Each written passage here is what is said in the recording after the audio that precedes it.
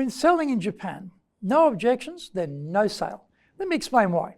If the buyers have no intention to make a purchase, there's no point, and they're wasting any energy on the due diligence component of the deal.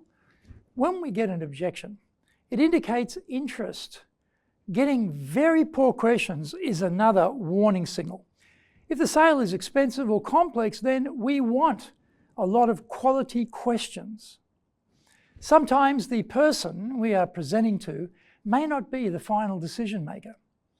The person sitting across from us is a catcher of data and information to relay to others within the system. They will not have many objections because they are probably not going to be the end user. We need to get feedback from the real decision makers in the firm on what worries them so that we can address it. So, contrary to what we salespeople all want, which is a sale with no objections, in fact, we need them to make the sale. So work hard to get objections so you can complete the deal.